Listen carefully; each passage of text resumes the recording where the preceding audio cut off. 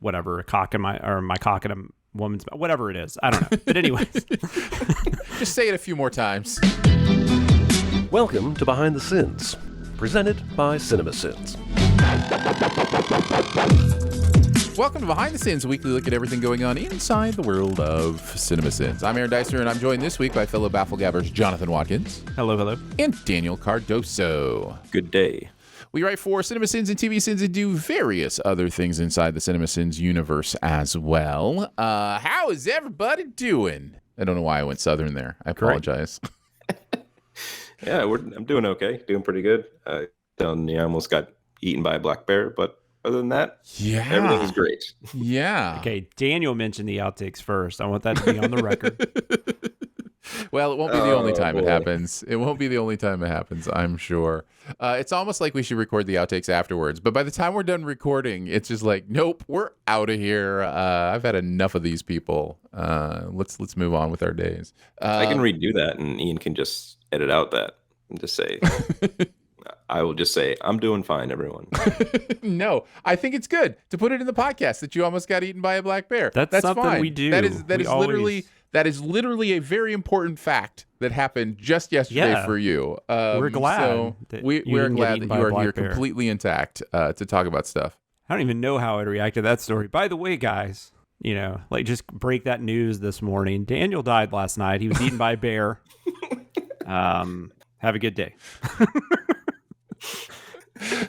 If you would like to send anything, please send your picnic basket to this address. Oh my God. All right, let's get into it with the SinSide Scoop. What's he building in there? I've got a secret. Pay no attention to that man behind the curtain. This is a true story. We're going to take a look at the videos from the week, the process of sending them, how we felt about the stuff we are sending in general. Kicking it off with commercial sins, Daniel writing this one, Blue Bunny HQ office visit, where they go to the Blue Bunny headquarters for a visit. Talk to us, Daniel. What was it like writing this one? It was more difficult than I thought it was going to be going in. It just seemed like such a ridiculous commercial that I thought it would just kind of write itself, but then immediately when it started and it's just like, oh, it's just talking about bunnies the entire time, and then I realized I know nothing about rabbits other than their existence and that they may or may not like carrots, and that might not even be true. Like that might be something I learned from cartoons. Right. So yeah, so I had to do quite a bit of research on rabbits, and then try to condense that into something into a few quick lines and I think I succeeded, but I'll find out when I see more of the comments. No, you will not base your opinion of the success or failure of anything we do by YouTube comments. That will not be something we will condone here. I think it's great. I was curious, like, is Blue Bunny like something you eat, indulge in? Like, is that your ice cream provider of choice? Like, I don't know if I'd even ever heard of Blue Bunny. No, I saw the commercial on for a different video I was watching on YouTube. It just popped up, and I had never had Blue Bunny ice cream before. I still haven't had it, so I have no idea how good or bad it is. But I do know that they have weird commercials. There was a few other ones I watched too, and they all seem to be a bit. I think that's just the way commercials are now. Being honest, but they're little surrealistic plays often anymore. Jonathan, some of your thoughts on Blue Bunny or this Sins video? Yeah, I had seen this commercial. Daniel came to me and just said, hey, I think this would be a good one to do. And I was like, absolutely. I think it was like maybe the NBA playoffs. I don't know. There was something I was watching over a period of time, and I would just keep seeing these commercials would keep coming up. So I think it was the NBA playoffs. But I'd never heard of Blue Bunny ice cream. I thought the commercial was super weird. And when he mentioned it, I was like, oh, I was actually thinking about that one too. So that's cool. Because that was definitely on my mind sometimes when I was watching it, that, we should probably do something with it. I liked Daniel came, like, I think he sent me a message. He's like, I'm almost done with this. And then like a couple hours later, he's like, okay, I think I'm going to do more research. I didn't know what, And I was like, okay, cool, we're good. And then so maybe a couple days later he sent it in, and then I just like I was looking at the first send, and I was like, oh my god, this is like he really did a lot of research. If people don't think we do research, watch this video. That's right. It'll prove that at least one time we did. I learned so much about rabbits that I've never known. Just like the fact that there is an actual American blue bunny. Like, yeah, that was crazy. Blew my mind. I get it. See what he did there? Blew his mind. See, I would say that and not even realize I made a pun because I'm dumb. I love that you said sorbet has been replaced with the main ingredient. Like you said, sorbet, the main ingredient of sorbet was lies. Mm-hmm. I thought that was great. Also, I felt seen when you said having this many files in your desktop, because I don't have a lot of tabs up. That gets on my nerves, but for some reason I'll have my whole screen covered with files. Oh, it kills me, man. I have to have a clean desktop. I go through and do like a wash. Yeah, I go through and fix it every now and then, but yeah. I mean, everyone, I don't know, maybe not everyone does it, but I feel like it happens at a certain point to everyone's, if you have Windows, your Windows desktop just gets covered with all these icons, and then you try to fix it, but like it's just like an email box or something. Like it just keeps happening. Yeah, for sure. Well, and I do a lot of the work stuff. I keep like my media files and stuff on there because it's just easier to just jump on them like that. Like, if I'm having to upload something, I know exactly where to go every time. I don't have to go through 3 different files to get, Mm-hmm. Sure. So, but then I forget to delete them, and then so after 2 weeks, like you can't even see my desktop background. It's crazy. And then there's just that whole long diatribe at the beginning where you're giving out all these facts and stuff. And then at the end, you're just saying, I'm just calling out Blue Bunny for unfair hiring practices. Like, that's what that all amounted to. I thought that was really funny. Yeah. Yeah, this was great. I've never had Blue Bunny. Didn't know it existed. I've kind of become not an ice cream person, at least not in the sense of like these kind of ice cream, like prepackaged cones. The only thing I do like is a good ice cream sandwich. So that is a possibility for me, but yeah, I've never heard of Blue Bunny. I thought this was hilarious. I loved the observation that from below, the way the man's head is through the roof could not be the way it is shot from above, like the way the head and shoulders are, like that kind of stuff. I just love doing that kind of mental math. I think is really, really fun. And so, yeah, I thought that was good. And then just spending time on the ergonomics of rabbit chairs just cracked me up. I just thought that was really, really funny. So yeah, this is good stuff. This is a lot of fun. All right, let's move into TV sins. We're doing some Game of Thrones season 8. Episode 2 is called A Night of Seven Kingdoms. You two wrote on this. This is a Cardoso Watkins script. So Daniel and Jonathan writing on this one. Jonathan, some of your thoughts as we continue on through Game of Thrones. So I hadn't seen the 8th season. I watched when we did our first run on Game of Thrones. At that time, I think it was just the 8th season had not premiered yet, right? Correct. Or it was about to. So I'd never watched Game of Thrones, so I went through and actually watched all 7 seasons, but I didn't watch the 8th when it was on for whatever reason.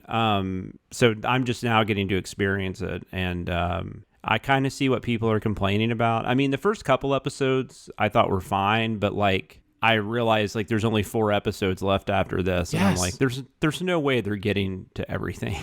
Correct. Yes, that is the biggest frustration. Is you watch these first, like, and that was my experience during the time too with the first 2 episodes. I was like, I mean, it's okay, it's all right. Like we're having some character moments and some cool things.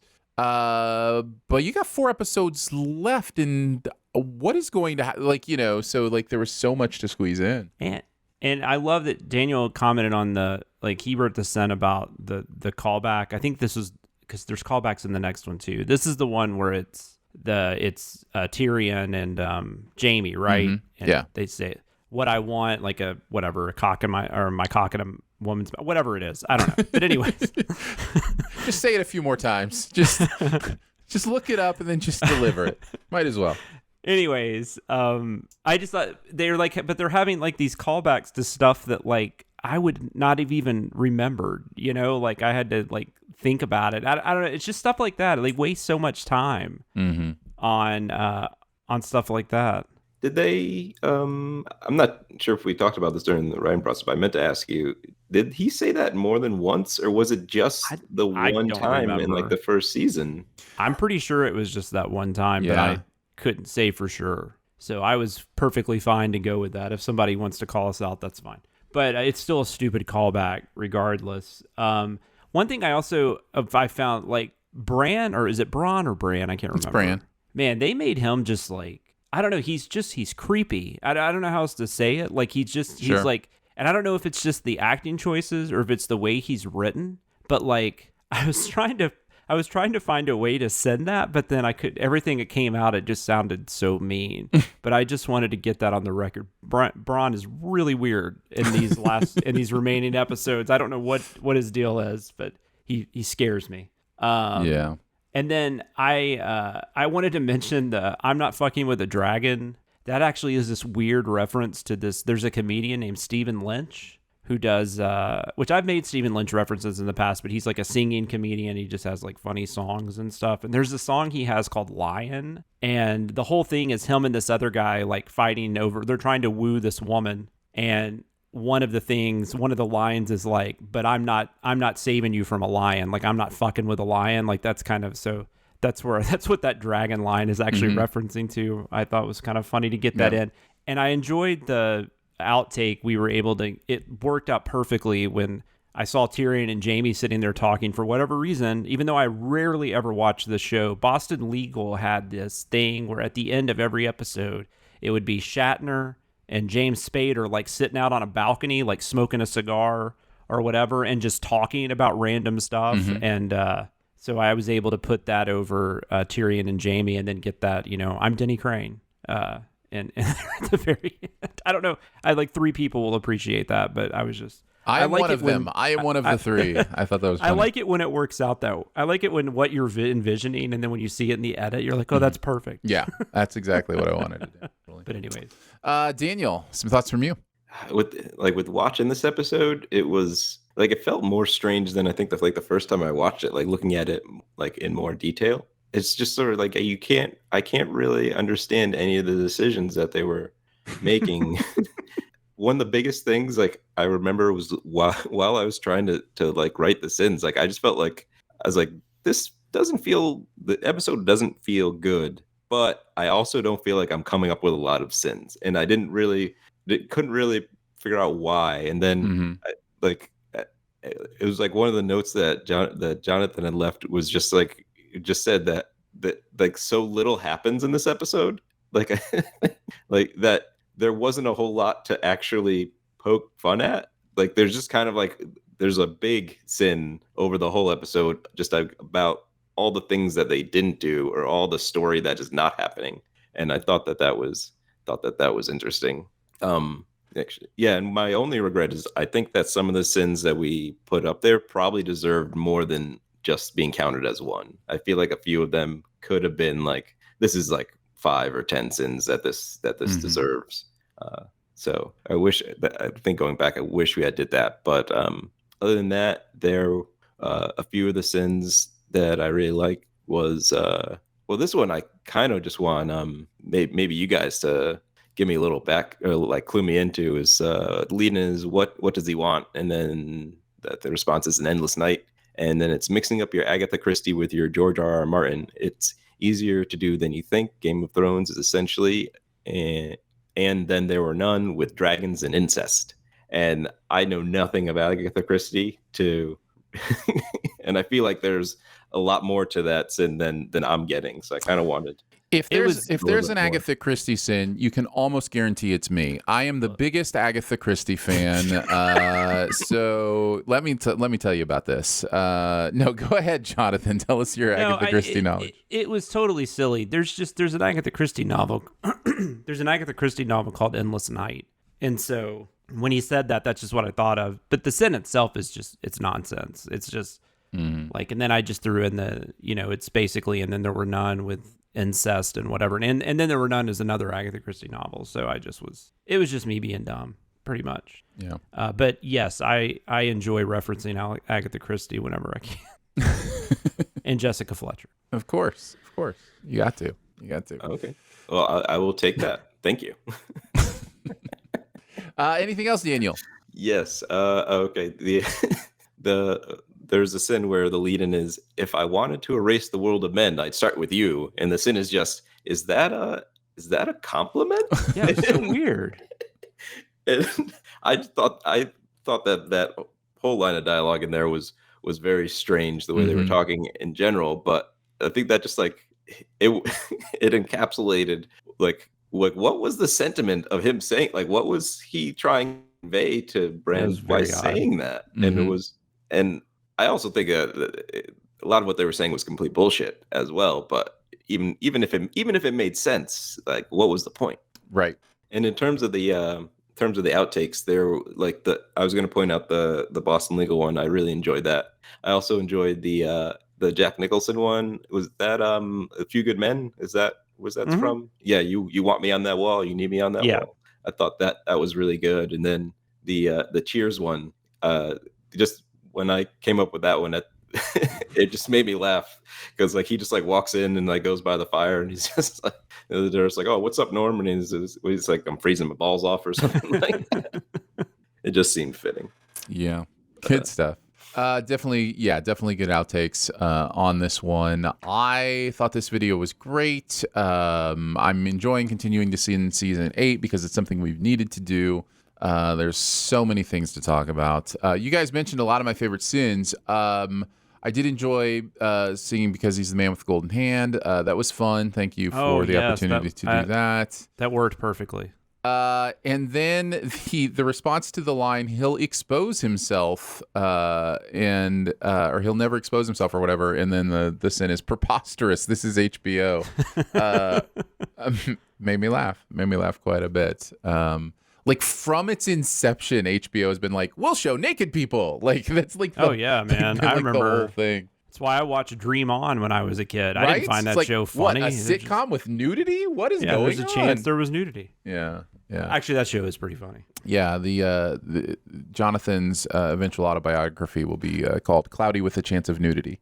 So yes, absolutely. Let's move on to the next Game of Thrones, The Long Night. Oh boy, were we ready for this one? This was a Watkins Whittington script. So this was Jonathan. Why'd you guys force me to write all the scripts one week? That was not nice. You're welcome. They put me in a dungeon and just type. Yes, type, Jonathan. Kick us off, Jonathan. Some of your thoughts on The Long Night. Wow. So yeah, this is like the infamous episode I had heard so much about. And yeah, you can't see anything in this episode. It's insane. Like it is just absolutely nuts. And I think the version we're sitting now is actually brighter than when I watched it on TV the first time. It probably is. But and then we were like, Ian found some, I wish I'd written that down, because Ian found some quote from the director talking about, well, this was meant to be seen on a big screen, and it would have. It's like, what are you even talking about? This is a TV show. It wasn't going to be on a big screen. Right. Like, yeah. So we and I think we kept pretty much everything in that we sent, because we were just like, there's no reason not to just send this a bunch for you not being able to see shit, because I mean that's ridiculous. I mean it's just and this is like, for people that have been watching the show live, like since its inception, this was a big deal, right? Like everyone was excited about this battle, and then you can't see half of it, like and not even on the ground, like them flying the dragons. I got no idea what's going on there. Like I don't even know like where they are logistically. Like are they by each other? Are they above are they above and below? You just can't. None of it makes any sense. It's just it's ridiculous. So yeah, we had fun with that.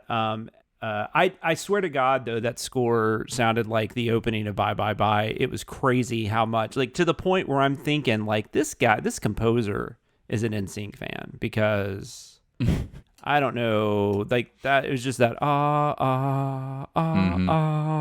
and then you're just expecting to hear Bye Bye Bye come, but it doesn't ever come. But that would have made the episode so much better. I was just about to say the same thing.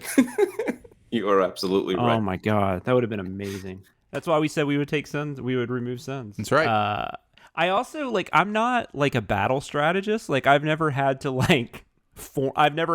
come up with plans for a war. But like some of the stuff Winterfell that people were doing just made no sense to me. Like they sent all those people to their death and then they started firing the catapults. Like why wouldn't you just start with that? Like what? I don't know. I just don't get. I don't know what they were. I don't know. I mean, it's terrible. If they what had a lost, letdown. they kind of deserved it. And then they basically like they end up winning because of like a huge coincidence. But I like the Arya stuff. I mean, I liked all that, and I'm glad we took Sins off for her because her getting to be a badass was a lot of fun. So that was like the one part of it. But it was just bad. Yeah. I just don't understand what they were thinking. But whatever. What movie was it there? Or this is a quote when it was some movie and it was just like, a major league, I think, the baseball film comedy where he's just like where the announcer guy's like, he must have been thinking, I don't know what the hell he was thinking. Yeah, that's like, Major League. It was something like it was Major League 2 actually. Really? Okay. Yes, because he's walking a White Sox batter to get to Jack Parkman, who's his nemesis. And I'm sad that I know all these names, but I do. Yeah. And Major League 2 is better than this episode of Game of Thrones, by the way. We're just going to do that. We're just going to start mentioning things that would have made this episode better and then other things you could watch instead of watching the episode. Yeah. I think we should just start using Major League 2 as our barometer. Just like, better or worse than Major League 2. In this case, worse. Daniel, some of your thoughts. Again, it feels like it's like what else can be kind of said about the episode. But right. I guess I'll just have like a bit of a question for you guys then. It's just like how much, like, I think we can all agree that the episode is not a very good episode of television, but how much do you think is due to the show failing and like how much perhaps might be due to the fact that we had so much time as an audience to develop our own expectations for this show that maybe that like we contribute in our own way to like enjoying it so little.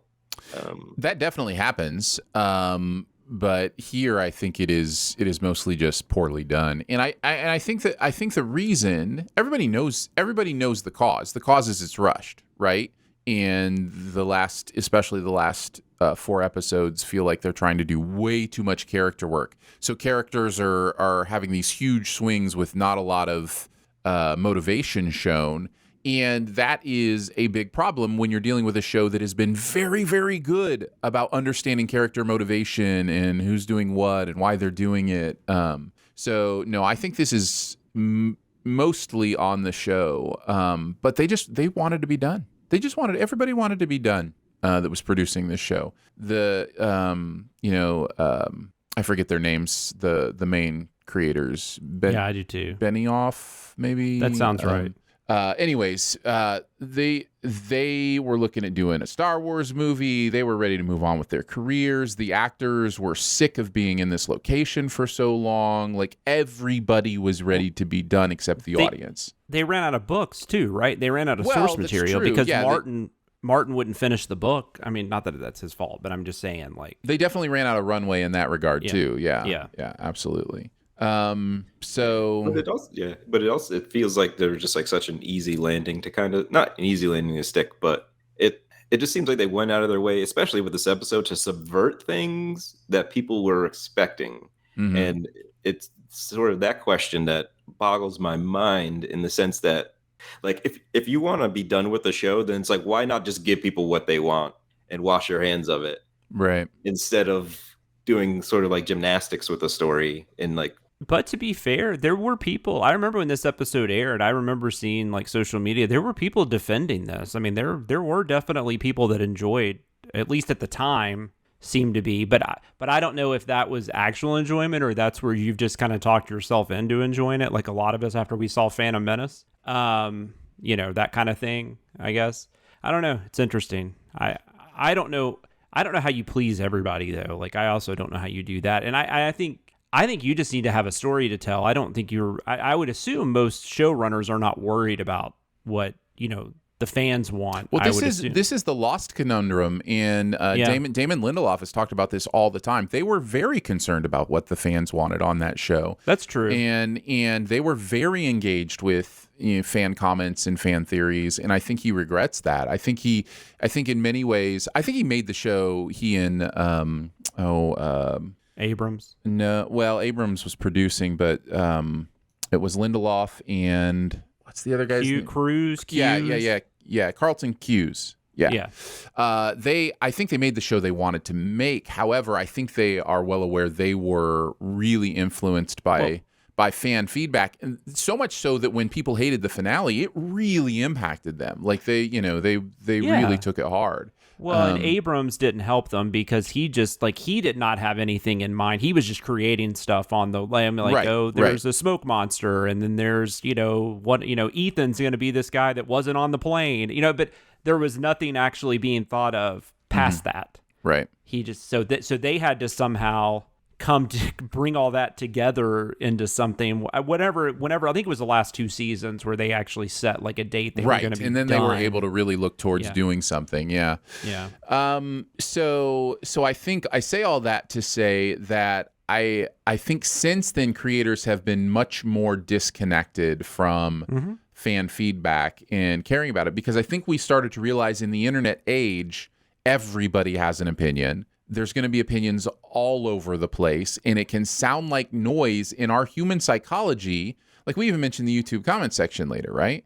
Or earlier. That's weird if I just predicted that we'll mention it later, which we probably will. But the YouTube comment section is a place where, depending on your psychology, you can go to and go, oh, we suck. We're the worst. Or you can go there and go, these people love us. Look at, you know what I mean? Like it really is a focus thing. And I think in the age of the internet, I think it's really important for creators to disconnect from that, because they're going to be reading their own psychology into it. They're going to, it's really going to impact them. So I don't think they were connected to necessarily what the fans wanted. It's hard to end a TV show because you're going in, you have no idea, unless they're doing it differently now, you have no idea how long you're going to be on the air. Mm-hmm. And I think it's hard to end a TV show. I think TV shows are very hard to end unless you just like the guy that's doing Yellow Jacket, supposedly he has like a 4 or 5 season arc. I know, I think it's Robert Kripke maybe that did Supernatural. Like he had a 5 season arc. But then of course they kept doing the show after that. Right. You know. But you can see through those first 5 seasons, you can see this story progress and end, right? Mm-hmm. So, and Chris Carter wanted to do 5 seasons and then movies for the X-Files, but they kept doing, oh my god, seasons. The X-Files. That's a great example of how hard it is to keep a show going. I mean, it's like, what are we gonna do this year? The aliens wrote the Bible. That works. Let's do that. It's like, oh my god. Have we had a bat creature yet? Okay, we'll do a bat creature this week. That'll be fun. Yeah. So it's tough. I think it's a great question, Daniel. And I don't know that we'll ever really know kind of what was going through their minds, but I think they just they saw a plan and they executed the plan, and it wasn't going to bother them if fans didn't like, the direction that they took it. I mean, David Chase in The Sopranos finale, right? Like it's this whole thing where there's always going to be some sort of reaction. I think that finale is now beloved in hindsight. I think people really think that I think so. Well, that choice was a smart choice. Just the way it was presented on television freaked people out, and so I think there was a lot of backlash. But I think hindsight helps too. I think having some distance from it and not just watching the show while it's on, because there's definitely a lot more people I think that like Lost how it ended now than when it aired. Yeah, there's been some. I mean, I've been on that train since it aired, but it's definitely more people are kind of coming around to, the idea that. And I think Lindelof has done a lot of work on that. He's written some articles and some different things in hindsight, and it does help. I wonder if Lost will ever be an IP that comes back. I feel like it will, but I don't know what they would do. I genuinely think it will. I think it's a sci-fi property that could work. They're bringing back like Pretty Little Liars. Like I think I don't know. It just feels like something that's going to happen at some point. Yeah. But I've always said too, they're going to remake. They've never remade Jaws, so maybe some things are left alone. I don't know. But needed some sequels. That's true. So, Daniel, where were you before we got into that conversation? Yeah, I think I kind of springboarded us into that conversation. But yeah, I'll just go back and dig into some of the sins that I liked from this one. Let's see, thought this was really good. The Dragon Ex Machina. But to be fair, there should have been a hell of a lot more of these throughout the episode. So am I also sitting that there were not enough Dragon Ex Machinas? Yes, I am. That was Yeah, I like that too. very good. And then I just have questions about this one too here. Mostly who wrote it, but man, they've got a nice sized army here ready and willing to fight the dead, but it still makes no sense that the USS Enterprise isn't here to help fight. Just in case I never get a chance to sit in favor for the bold from season 6 of Star Trek Deep Space Nine, this seemed like as good a place as any to do it. Much like the Agatha Christie sin, that's a bunch of nonsense. And Aaron was like, what am I missing here? I'm like, nothing. It's nonsense. So that was you, Jonathan? Yes. Yeah, Yes. I felt it could have went either way. Could have gone either way. You have two Absolutely. Star Trek lovers on this script, so yeah. But I appreciated it just because of how Well, it's far stupid. afield it goes. It's dumb that the Enterprise wasn't there. I'm sorry. It is. It's dumb. Sorry. It had to be said somewhere, specifically in this Game of Thrones video. Yeah, exactly. I did that though I think it was a CinemaSins like a while back, like years ago, where I all of a sudden just start talking about like I went from whatever was going on in the movie to talking about Captain Janeway agreeing to commit genocide of this species 8472 or whatever. And it had nothing to do with the movie. I remember whoever it was, like Chris or whoever left it in, and I was very happy. It's amazing. Anything else, Daniel? Before I go to mine? No, that's and Okay. I also thought that what the sin removal, I thought that what Arya did to kill the Night King, I also thought that it was fucking cool. Yeah. So I agree. Deserved it. I really like that we didn't hold back on the darkness thing and just went all in and just send it like every 2 sins. Like that's, I just and removed a sin for a scene just because we could see what was going on. yes. And did the entire sentencing screen at like 5% brightness. Like, Yeah, I'm glad the editors didn't kill us, by the way, because we kept going back on that. Yeah. Like, well, can you just do a little bit more? darker, just a little bit darker. So yeah, I loved all that stuff. And I love that we called ourselves out for it. One of the ones I wrote down was, if you haven't guessed already, the Sins video will have a theme. Just wanted to let you know rather than keeping you in the dark. Beautiful. Very wonderful. And then anytime, I get a chance, to do, what is this? A battlefield for ants. I'm always thankful for a little Zoolander. In the script, so I wanted to mention that one as well. All right, let's move on to CinemaSins. We send Morbius. Yes, we did. This is the Sins movie of all time. This is a good one. So this was Scott Watkins. So Jeremy and Jonathan are writing on this one. That just sounds like a person's name, by the way. It's like, hey, it's Scott Watkins. I know, it certainly does. Yeah, it's Jonathan's week on the channel. So tell us a little bit about the Morbius experience. So I actually did, unfortunately, see this movie in the theater. So this was the second time I had to sit through this movie, which I thought would make it easier.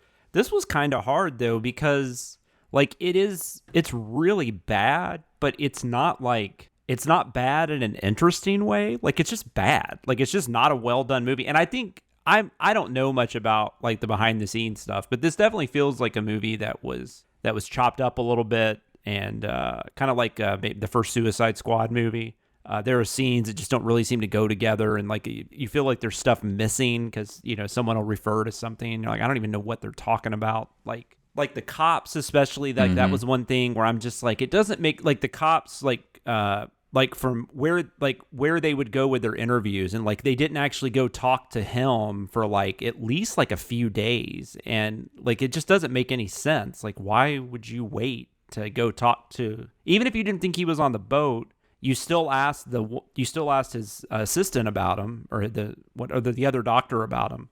So all that was just very confusing. So there wasn't a lot to latch on to. So movies like that are usually the hardest to send. It's kind of like the same thing. Like, Aaron and I talked about that when we sent Pig. It was for a different reason. Obviously, we love that movie, but this was similar in the sense that I just couldn't find a whole lot to like latch onto, or we were just being really repetitive. Like we would just keep sending the same thing over and over. But I did love the way it was structured to where the narrator just continuously got more and more like irritated by everything, to the point where I think the last sin is the one where he's like, did I mention that I hate everything now? Like that's how we end. Yep. And one sin I didn't want to mention because it's something Jeremy wrote, and I just thought it was crazy, where they mentioned, like, they just say, like, we'll go talk to Anna, or we'll get Anna in here, and then the sin is, Anna, let's fucking go. Wait, who the fuck is Anna? I love that one. Yeah, I had that one written down too. Oh, sorry.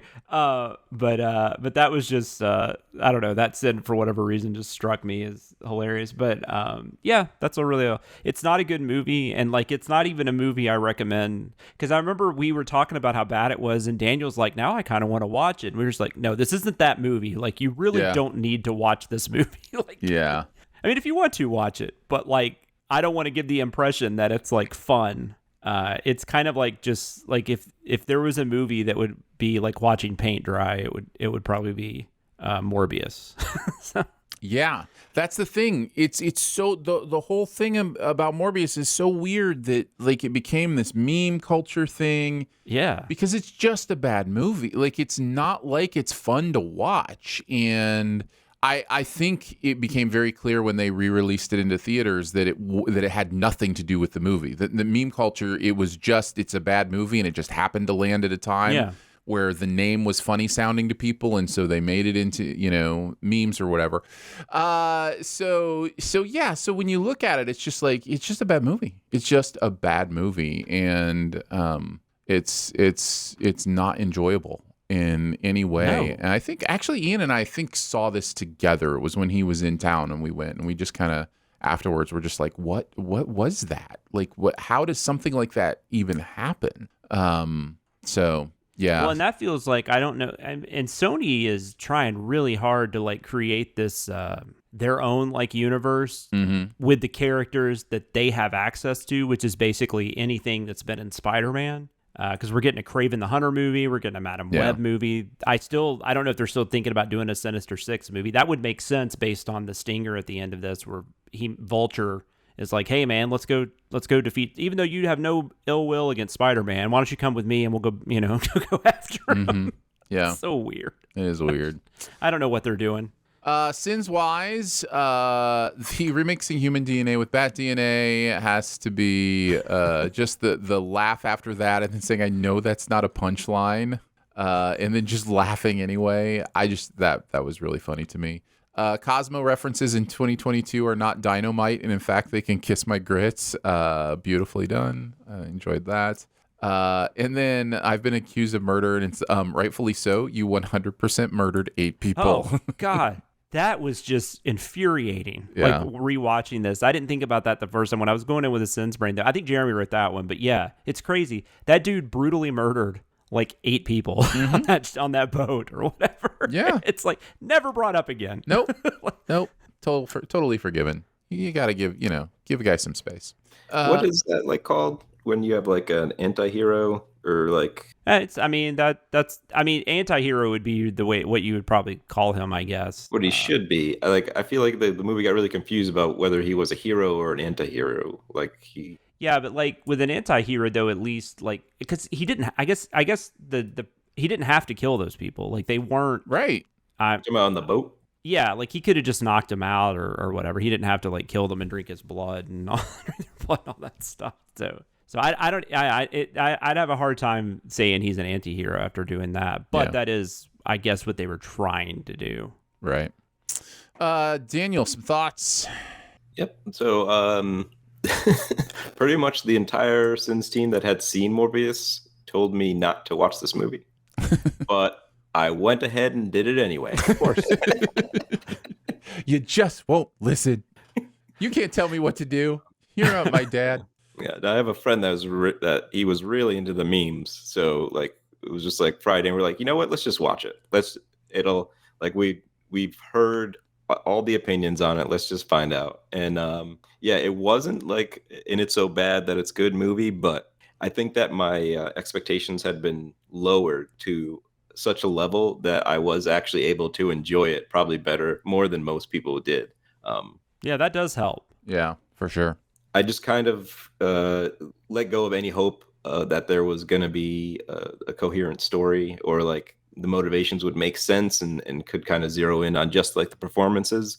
And in that sense, I think I'm not gonna say I liked it, but I didn't find a whole lot of issue with Jared Leto's portrayal of Morbius. I think that like there's a movie in there maybe where that same portrayal works, where it works pretty good. And I really enjoyed Matt Smith as Milo slash Lucin, or whoever he is. It's I'm not sure the movie knew who he was, but I think Matt Smith is the only one that knows what movie he's in. Yeah, yeah, because there's that scene where he's like putting a shirt on or whatever, and he's like dancing, and I mean, yeah, that's like the one scene in the movie where there's actually like energy, like, and you're kind of like, why can't the movie be more like this? Yeah, you know. Yeah. Yeah, so he was a lot of fun. With his character, though, there was like a weird point where he wants Morbius to accept himself, but then Milo is essentially seems like he's trying to kill Morbius. So he's sort of like, we're fine the way we are, like, be one of us. And he's like, but I'm going to kill you. And like, it didn't really, it just didn't make any sense. No. I was like, what does he want from Morbius at this point? So there was a lot of that going on.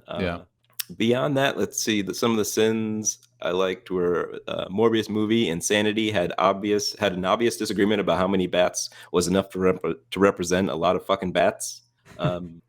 Something about that just felt like it was kind of in the same. If it exists in the world as a lot of the Morbin memes, so I like that.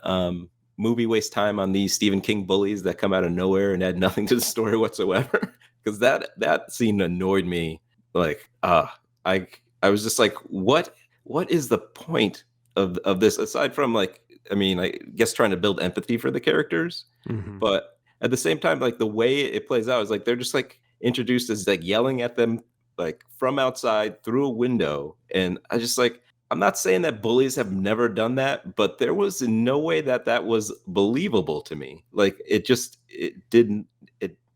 felt like so forced and just so absurd that like that it angered me. So I was really glad that you guys said that. And they're being mean, but like the Milo character, as a kid, I mean, he almost kills like two of them. Like, I mean, it's not like they're not trying to beat him up or anything. You know, they're just being assholes. I mean, I'm not trying to justify what they were doing, but I mean, he like hits that one guy with his crutch and stuff, and I'm just like, holy crap.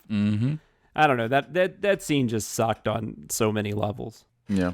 And then let's see, the last one I had was the I'm starting to get hungry and you don't want to see me when I'm hungry, because like you recognize the line immediately from a different film. Yeah. And it's not delivered in any sort of like as if it's aware that it's from another movie. It's like trying to pass it off as an original line. And I was just like, what? Yeah.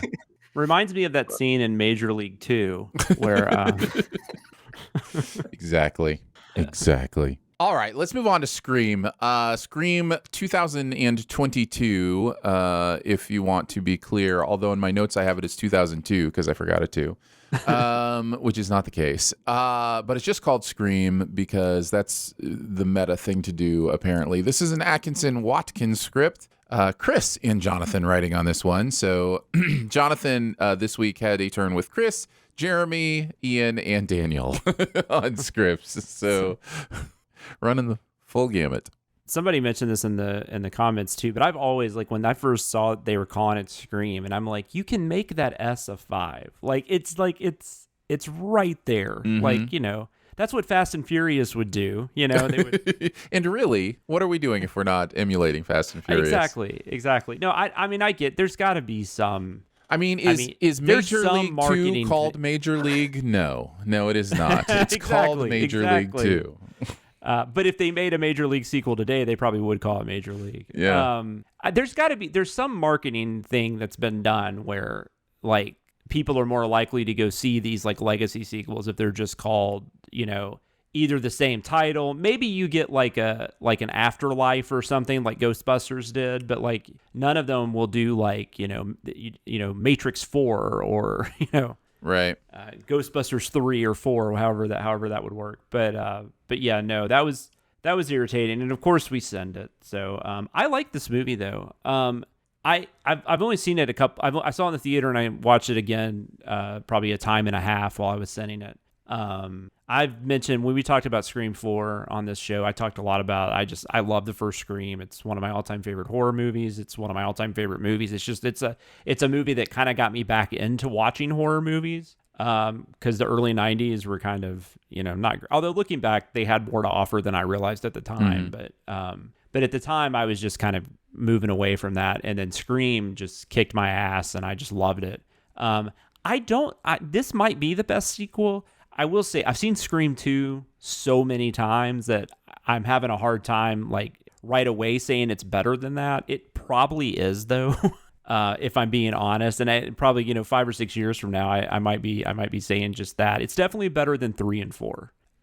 So I thought as far as these legacy sequels go to, I thought it was one of the better ones. I thought the one thing that was interesting about it was it introduced new characters that were actually interesting and we gave a shit about. Like I would have thought going into this, like there's no way Scream can work without like Sydney. Maybe now it can. I don't know. And it's still I still don't really know if she's actually going to be in the next one or not. They at first said she wasn't, but now there's reports that maybe she actually is. So I guess we'll find out next year when Scream 6 comes out, or are they going to call it Scream 2? Like I'm very confused as to what they're going to do now. So yeah. I'm assuming it'll be a semicolon thing. It'll be like Scream, the New York Adventure or something like that. I don't know. Yeah. So it was, but it was also pretty easy to send. I mean, there's, it's a movie that leans really hard into horror tropes. But at the same time delivers a lot of those as well. So with all the Scream sequels, especially that we send, we've been able to kind of like, poke fun at that, in an interesting way. I enjoyed, also the Billy Loomis stuff is so freaking weird. It's so weird. It's so weird. Because I don't think this is the movie's intention, but it definitely comes off that we're supposed to think he's a positive influence on Sam. And I don't think that's what they meant to do, but the way they did it, that's just how it comes across, at least to me. So I made sure that we put in how odd that was. And then just Chris did most of this, I think, but just playing around with the logistics of like the Amber character, how she was the killer, one of the killers, and then she threw a party after being shot 5 times. And just the logistics of her getting from the hospital to her house, throwing that party. Why is she even throwing the party? It doesn't make a whole lot of sense. Like there's just all this stuff. And then also the fact that like, even though they need like some of these characters to pull off what they're going to pull off, they almost kill them like several times before we get to that point. And then also just the ridiculousness of the fact that once again, we've got somebody dressed up as Ghostface going after a lot of the same people. And they do put a spin on that, I guess, with the whole like, the fan toxicity and all that kind of stuff. But I don't know. That still is always going to be a little hard to buy from my perspective. So yeah, those are my thoughts on Scream. But I really like the movie. I thought they did a great job with. I think they made the best like of this type of sequel that they could have made. There's definitely problems. It's not great, but it's a really nice sequel if you're a fan of the original. Yeah. Daniel, why don't you go next? Did you see Scream 2022? No, I have not. Oh, but you've watched Morbius. Okay. What's your, like, how many of the Scream movies have you seen? Have you seen any of them? This is weird, but the only one I've seen is Scream 3. It's not that weird. Ian watches them backwards for some reason. So He did. It's not that weird. Interesting. Yeah, no, I didn't see the first one. I wasn't really into slasher movies that much. And also don't know when that came out. I think I might have been pretty young. 96. Yeah. I was pretty young when that came out. Anyway, but I was kind of hyper aware of it because that movie was just like in pop culture for like a long time. They had all like the parodies and everything. Like it was around. So like I get the gist of the movie. I just have never seen the original. So like that's why when I went in to see Scream 3, like I got a lot of it, like even a lot of the references, even without seeing the other two movies. Yeah. So, so I haven't seen this one. I did notice in the rundown that it said Scream 2002, which was kind of confusing. Sorry about that. Aaron has a problem with numbers. We discussed really this. do, guys. I don't know that it's an actual medical thing, but I genuinely typed the wrong number so many times in my life. So yeah, it happens a good amount. Yeah, especially when you're putting the dates of the recordings. I am terrible. I should just stop. I should just not put numbers and just let everyone guess. It'd probably be better than putting the wrong numbers every other time. But then I wouldn't even know I would have never known what movie this was. This could have been the original. That's right. That's right. Yeah. Yeah, I disagree with that this naming convention they've chosen. But let's see. I enjoyed The Sins a lot. My favorite, I think, was you can't just reboot a franchise from scratch anymore. The fans won't stand for it. Oh, this is the lead-in, by the way. Sorry. You can't just reboot a franchise from scratch anymore. The fans won't stand for it. Black Christmas, Child's Play, Flatliners, and the sin is calling Black Christmas or Flatliners a franchise. Yeah. Oh. And then the other one I liked was how do you know? I think this is a lead-in. I think I labeled this wrong, but it's like, how do you know I'm not the killer? And then its sin is how does anyone not know she's the killer? She has from the second time her phone was used / clone been the most likely suspect. These new characters might be fun, but they're also very stupid. Yeah. That was something, watching it through a second time, knowing that she was a killer, and you're just watching it. I'm just like, yeah, she should have been in the police station from like day one. Like she should have been being interrogated. Yep. Totally agree. I like this movie. I like Scream 2022. I like the Scream franchise. I haven't loved them all, but I really like the way it balances parody and actual movie. And it does it really, really well. And this one does too. I like the characters. I like the new characters in this one. I'm excited to see more from this crew. I had a good time hanging out with them. The ones that survived, which most of them did. Yeah. Sorry, spoilers. Yeah. Two of them were the killers, and I think. Well, at least one of them died. Dude's girlfriend died, but yeah. So yeah, I enjoyed it quite a bit, and have enjoyed the Scream stuff quite a bit. The Sins video was also very, very funny. I loved the premature and frankly quite rude celebration. That was awesome. That was gross. That was really funny. And then, of course, the naming your arms after a weak spinoff of a tired franchise when he calls his arms Hobbs and Shaw. I thought that was great as well. So lots of fun stuff in this one. And I did want to mention, go for it. Taking the sin off. We just showed the 4 West. And then I was glad. I thought that was the best way to handle that, because that's one of those celebrity deaths that actually celebrity deaths typically don't hit me like super hard, but for whatever reason when that one came, I was just like, oh, that really sucks. He just, I don't know, he just always seemed like a really, really nice person, and just I don't know, I wish we had gotten more movies out of him. So it is what it is. All right, let's move into the comment section. I want to know what you're thinking. I appreciate your honesty. You're a real straight shooter. You are the ones who are the ball lickers. We're each going to pick a comment from last week's content from the various places you reach out: Discord, YouTube, Reddit, etc. I will kick us off. I had a blast reading the Morbius comments with all the Morbius memes. My favorite one, this part where Michael is getting his Morby ass kicked and Saul Goodman came out of the Doctor Strange portal to help and then said, "It's Saulin time," and Sauled all over Milo, was truly and unequivocally the greatest scene in cinema history. And the post-credit scene where Gus Fring is alive and responsible for Vulture getting transported to the Morbius verse is mind-blowing. This is truly one of the films of all time. Just absolutely love that. So much fun. So thank you for that. Daniel, why don't you go next?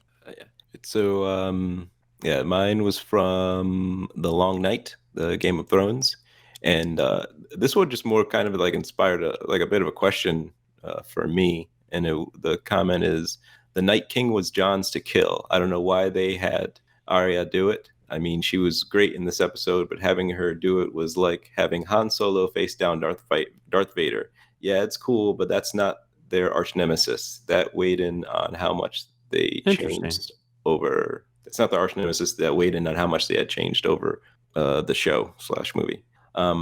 Yeah, because that just made me like question that a little. Not question the comment, but it raised the question of, does that hold weight that that was his kill, because I kind of felt that way when I first watched it. Like I was like, I'm not sure why they switched that up like that.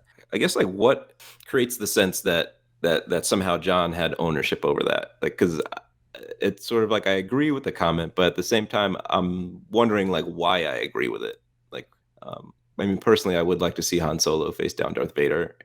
For sure, that would be very interesting. But like I get why, you get why Luke has to do it, and it's like, is the story diminished? Are these the same? Way? Are those good examples though? I mean, is the Night King Jon's arch nemesis? Would you say? Like, I don't know. I mean, I guess maybe he was. I don't know. It's been a minute since obviously I've watched the first 7 seasons, but I'm trying to remember. Like, when the Night King was talked about really early on, right?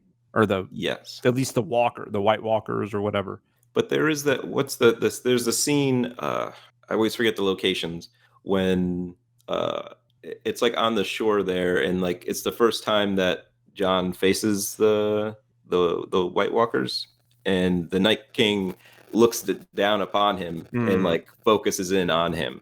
And I think that I think that moment, it was sort of like, and he may look up at him too. I don't know. It was like sort of like this awareness of each other that I don't think any of the other characters shared, and especially not Arya. Like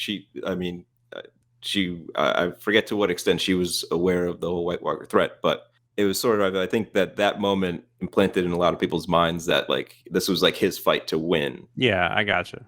It'd be like if you had Sherlock Holmes going against Moriarty, and then Watson was the one who actually killed him or whatever. I mean, I guess I kind of get that, but I don't think know. that's kind of fun. I don't like, I just like Arya coming in, and it's just such a cool bit in what's not a great episode that, like, I guess I didn't really think about it. I mean, you could argue that Bran is the Night King's nemesis. You know what I mean? Like in fact, the episode argues that. The episode argues that Bran is the one he's after. I don't know. That's I mean, I get it. I get there's storytelling norms and face off between nemesises or whatever, but no, I never thought of it that way. It's definitely an interesting thought. Let's see, Jonathan, finish us off with your comment.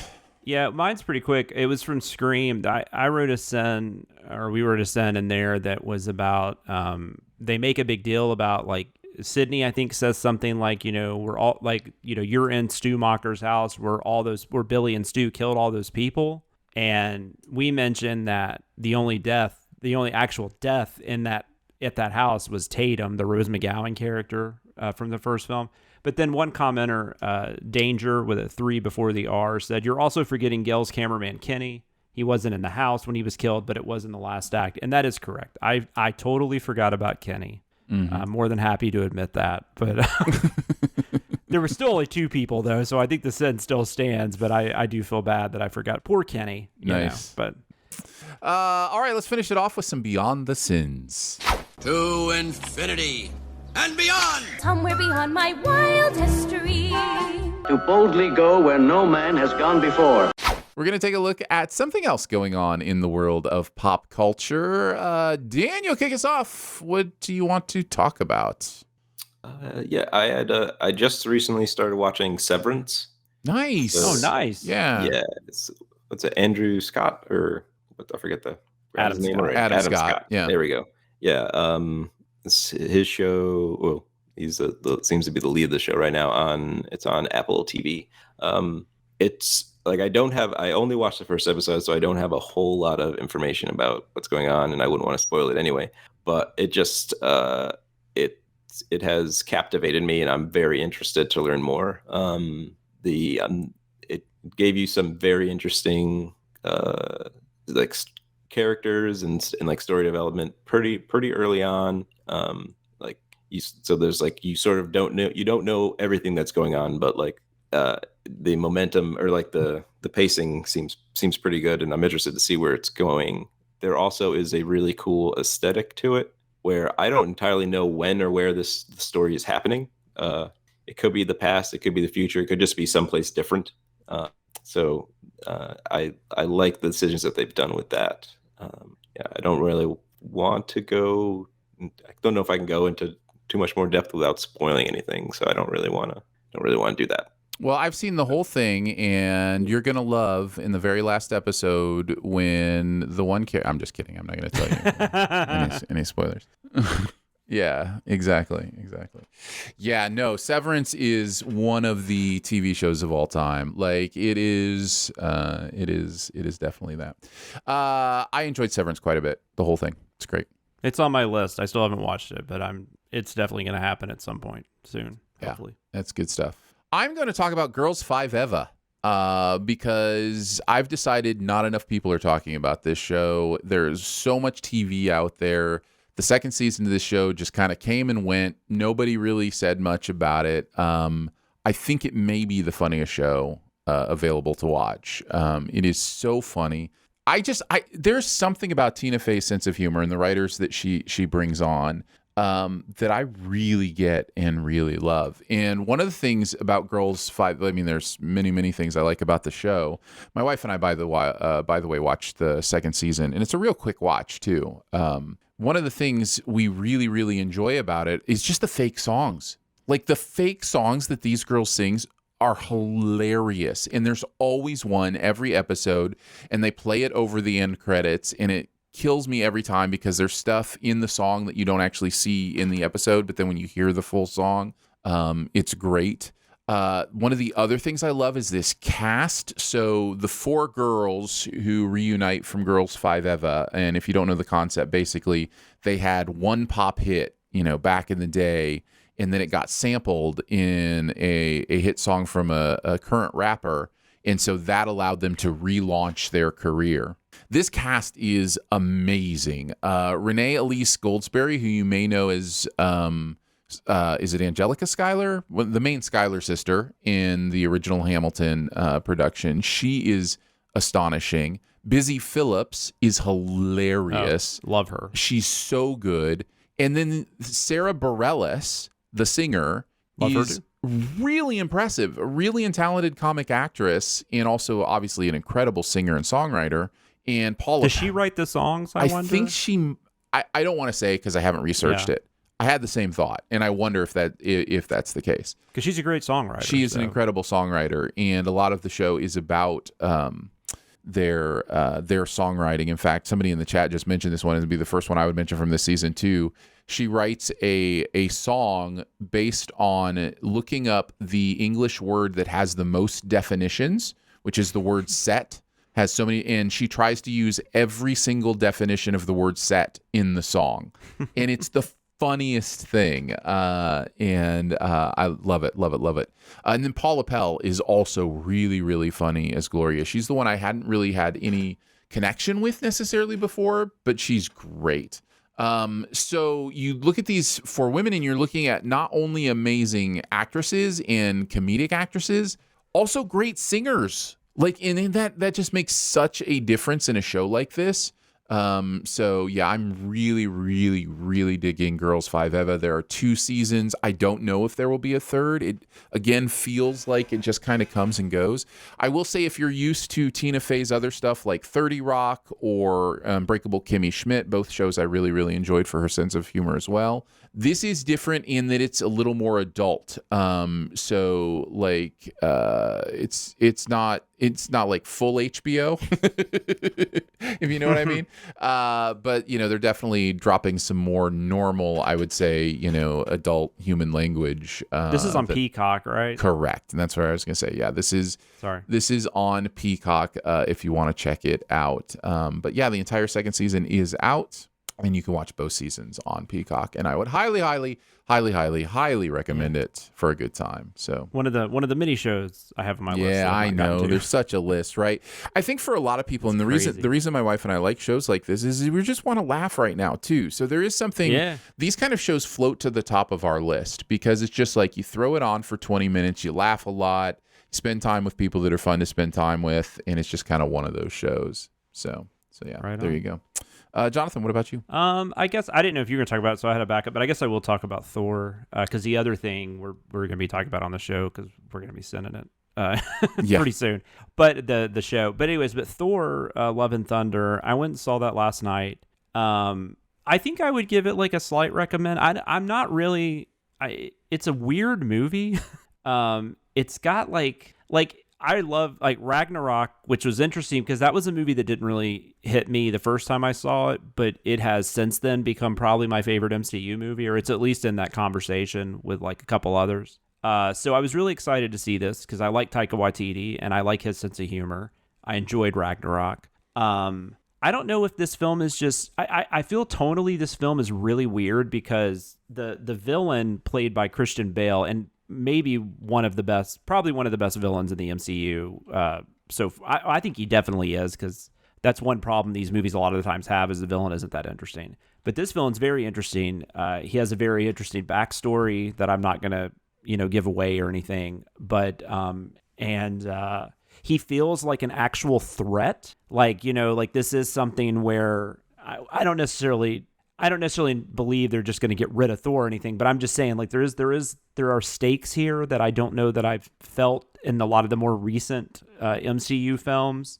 I wasn't sure where they were exactly going with a few characters and stuff like that. So that was interesting, but also it kind of was dark because the subject matter revolving around the Christian Bale character is pretty serious. There's also subject matter revolving around Jane, Natalie Portman returns, that's very serious and very, I don't know, just very serious. It's something that's probably, it's a thing that's probably going to affect a lot of people that are watching it. I'm not saying it's like a trigger necessarily, but it's something that a lot of people have probably, dealt with in their family and stuff.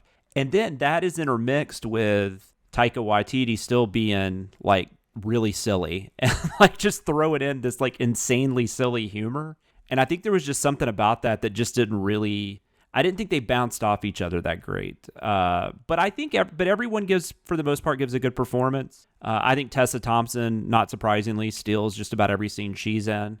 Christian Bale also steals just about every scene he's in. But I mean, Hemsworth's really good. I think the Thor and Jane stuff, the way they kind of put them together, I think they work better together in this one than they did was she in the second one? I don't even remember now.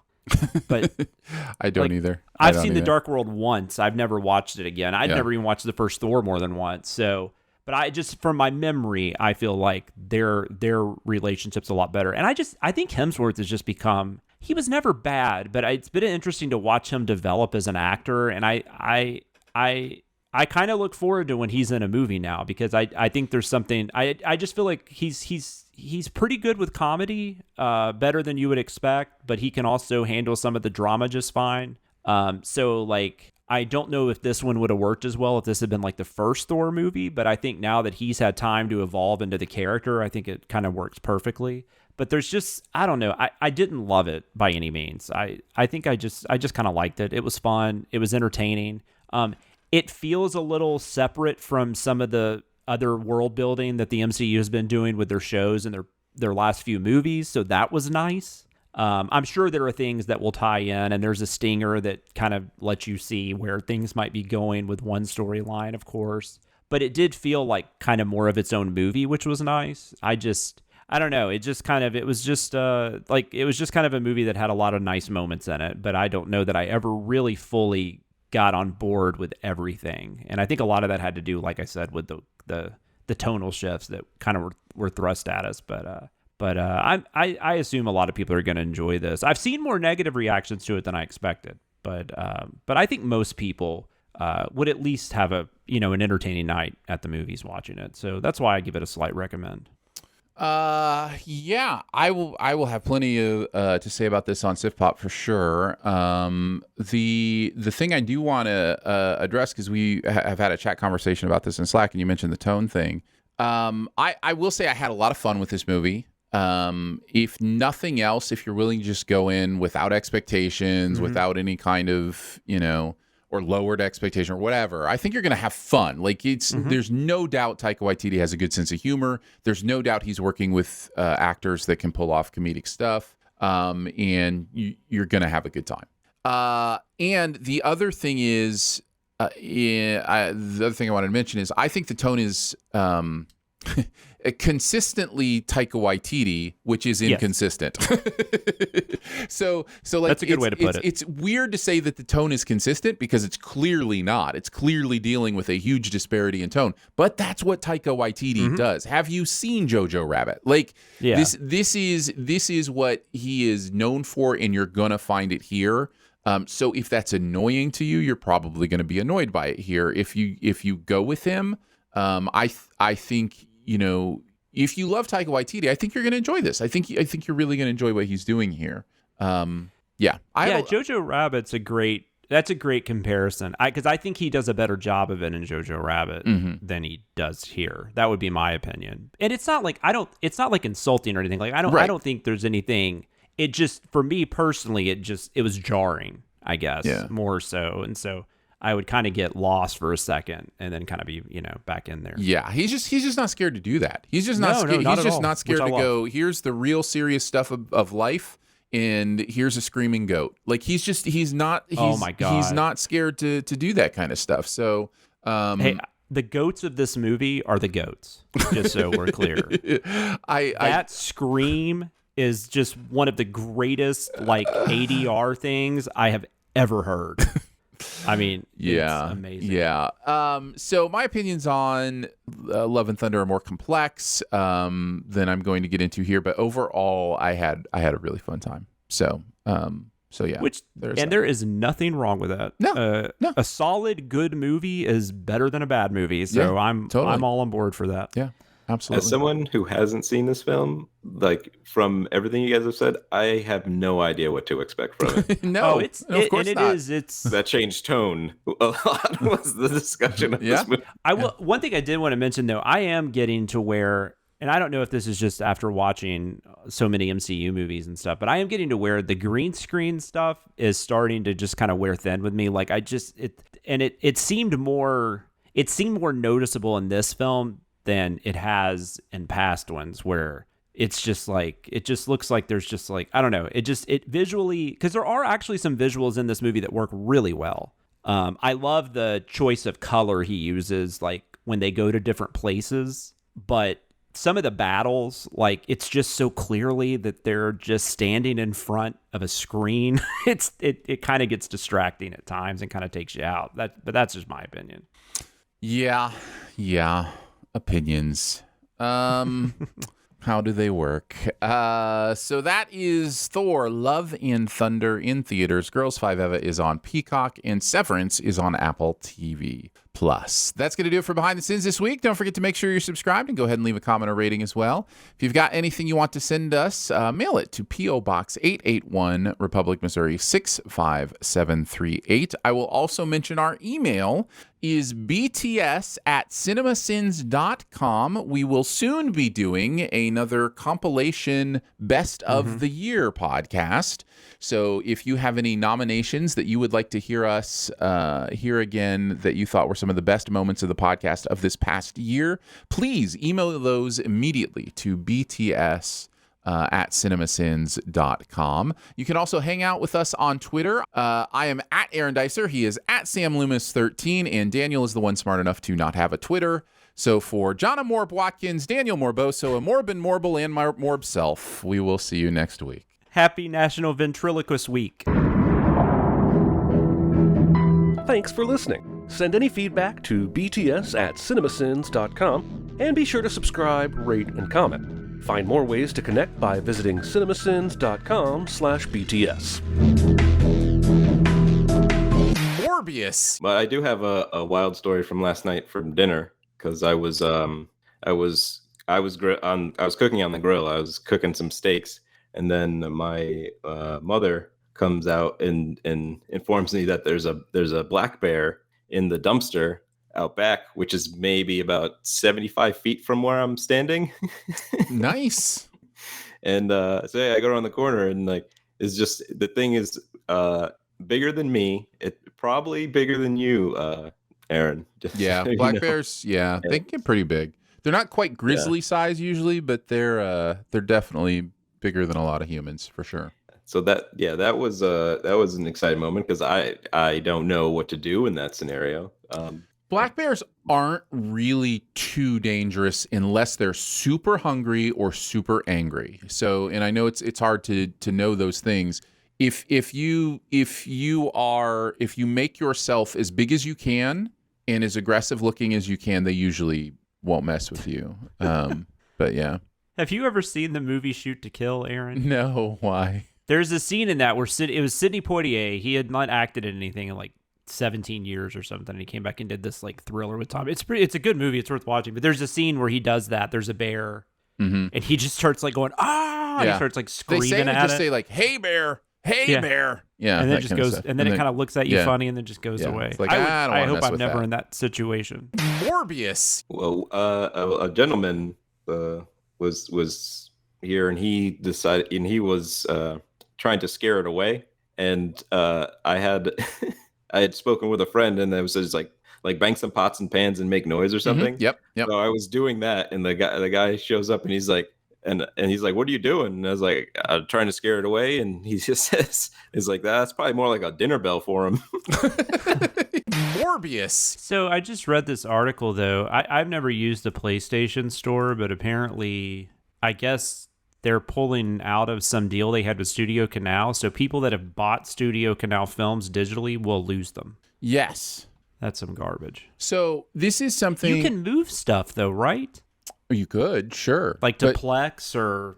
So no, not okay. So this is this is the thing about owning digital copies, right? You never own anything unless you actually have your own digital copy, like your own MP4 file on your own system, whatever. Yeah. Which is, by the way, according to law, mostly illegal. Even if you own a Blu-ray, you are technically not legally allowed to rip your own Blu-ray. Technically. Do people do it? Yes, all the time. It's like, and nobody's ever going to get prosecuted for it. But it is the falseness of the idea of digital ownership. And you'll hear a lot of people being like, this is why you have to own a physical copy of everything. Morbius. You look at something like music, right? I don't have any physical media for music anymore. And honestly, most of it's available on most music streaming services. Will movies and TV content get to the place where like it's all available in that same way that music is kind of right now? And when I say I don't all, think so. I clearly know it's not technically all available, but for the most part, it is. I mean, it's just about everything. I mean, it's very little that you can't find, like if you on any of the music services. Morbius. I don't buy as much new movies physical though, because those typically are available in some form or fashion on streaming. But like classic films, older films, when they're given special editions and stuff, I'll grab those. Or movies that aren't available on streaming, because there's still a ton of movies that you can't stream. So. Oh yeah, lots. I mean, there's still a ton of movies that never even got put on DVD. Nevertheless, Blu-ray or 4K. Yep. So they only exist digitally? Like they don't... No, like VHS. Like they never got past VHS. Like, I mean, Or these in a are cylinder like somewhere in a warehouse on actual film. Morbius. You don't have to look too hard to find stuff in fairly recent history that is just gone, that's just lost. Like you think of like Johnny Carson, staple of late night, like so many of his episodes just don't exist. They just don't exist anywhere. I think there's a few Doctor Who episodes that don't exist anymore too. There are absolutely Doctor Who episodes that are completely missing. They couldn't conceptualize a world where that was important to keep. They reused film. I mean, they would film over a movie that had already been filmed. They would reuse film way back in the day. I didn't even know that was possible. I mean, if it's actual film, I guess there's ways to do it. I don't know. I don't know anything. I've never actually filmed something with film, so I don't know. But Morbius. I would actually love to research this because I might be simplifying. Yeah, I'm going to be making stuff up too. But my impression was it's not like they shot on, why was my mind blanking? What is film called? Celluloid. Yeah, it's not like they it's not like they shot on celluloid necessarily. They may have shot one of two ways. They may have shot live, right, and just broadcast live the signal. And then the other part is they probably use some prehistoric, view of videotape, right? Like the idea that, magnetically on tape, you can store images and those kind of things. So I don't think they were actually reusing celluloid. I think they just taped over the masters that were on, Yeah, I think that's what I think that's the better way something to put it. like that. Kind of like, you could record over VHS tapes, right? If you needed to. Like, the typical cliche of the guy who recorded the Super Bowl over his wedding, that kind of thing. Oh yeah. Morbius. Man, I'm glad. I can't imagine being that guy. Yeah, that would never go away. Like that would get brought up a lot. Yeah. Anytime he wanted to get mad at his wife about something, she'd be like, "Really? Shall I show you? Did I record the Super Bowl over our wedding tape? Shall I show you the Super Bowl shuffle that exists instead of our vows?" Morbius. I had the Super Bowl shuffle on vinyl. Oh well, yes, of course you did. I think they gave those out though. Like I feel like that was something where like you could get one for free. It was like if you ordered a pizza or something. It was something dumb. It's probably collectible at this point. I have no idea where that went. Oh, it's the '85 Chicago Bears. Okay, you should just do YouTube search at some point for the really Super Bowl look it shuffle. Up, but they performed a rap, if you want to call it that, called the Super Bowl Shuffle, and it somehow was like a hit, a huge success. Played on radio stations. Yeah, is terrible. And they performed it live, like welcome on, to the '80s, like the Tonight Show or something. It was insane. It was. I don't even know what to compare it to. We're gonna look that up right after we're done here. You should. You absolutely should. Morbius. I feel so old. Like somebody not know who this is. No. We are old. We are. Well, I should say, Jonathan, you and I are old. Yes. Daniel's age is a mystery and shall remain so. But yeah, we definitely. I was thinking today, I'm going to blink and be 50, right? And that's fine. Like I actually love aging. I don't mind aging at all. I think it's kind of fun to experience, like, all the things that you see, the idea of like, now there are multiple generations below me and trying to figure out, if gentle minions and Gen Z are going to be okay, like are we all going to be watching 7 young men in tuxes go into the theater to watch Minions yesterday at our hometown theater. I still don't know what that is. There was an article on some website I was on, and then when I clicked on the article, my McAfee security was just like, you don't want to be on here. So I was like, okay. Morbius. So what, people are just wearing suits and tuxes and going to see Minions, and they call themselves Gentle Minions. And then but why is that getting banned? Because I saw there was a sign at a theater. I think because they're also being rowdy, probably because they're doing a thing. And I know it's been banned in a couple theaters that had specific problems. There was a sign that said you will not be allowed in if you have formal wear on. That's like the weirdest thing I've ever seen. Morbius. Daniel is now removing a cow photo from his wall. I think because of the reflection, it's just funny. He's like, nope. Not going to have this cow photo here. No cow photo for my wall for this show. Morbius. Is this what the cool people do? They do the heart. They do the heart with the hands. Is that what the cool people do? Not anymore. Now they've seen you do it. Morbius. Are you guys dealing with triple digits too, Jonathan? Heat index is triple. But it's 90s. Our literal high the last 2 days has been triple digits. Before the heat index.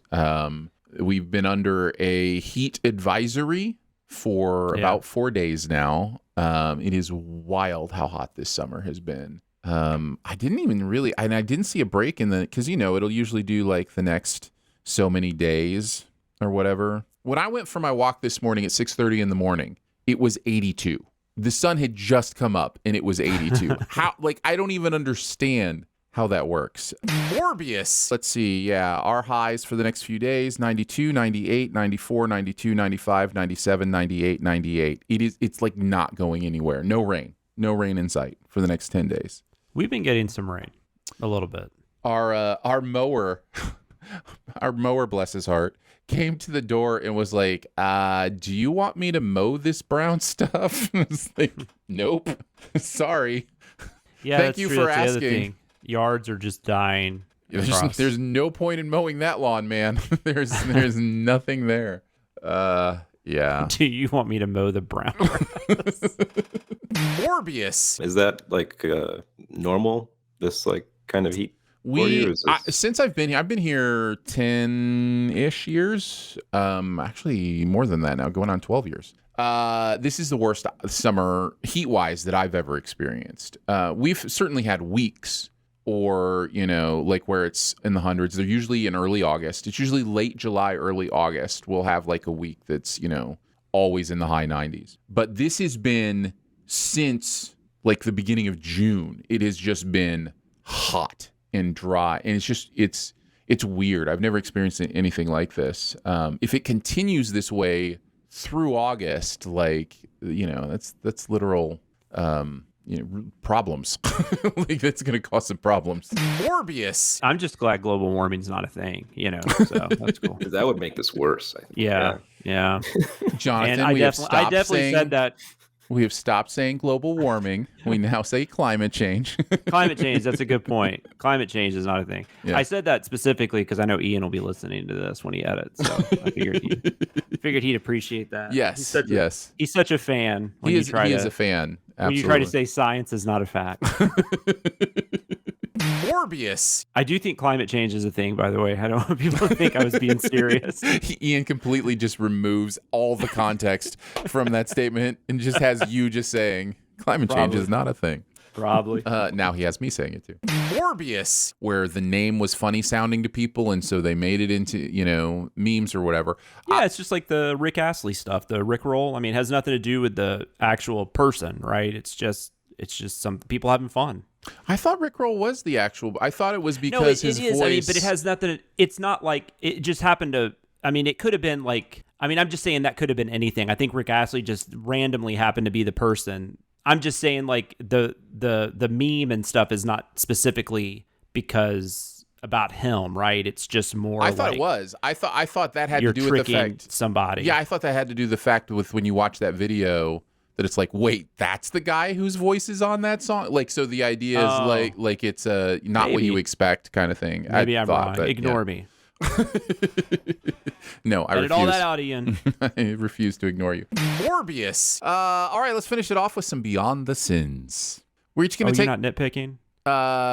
No, we were perfect this week. Nobody called into question anything we did this week other than the one you just mentioned. So actually that's what I meant. You stole it, Jonathan. That was the nitpicking the nitpickers. You stole it, and we can't do it this I'm week. Sorry, everybody. Morbius. Happy National Ventriloquist Week. Wait, who said that? Who said that? Who said what? Who said Happy Ventriloquist Week? Was that Jonathan? Yes. Or was that Daniel? I couldn't tell. Oh, I see what you're doing. And I don't like it. Morbius.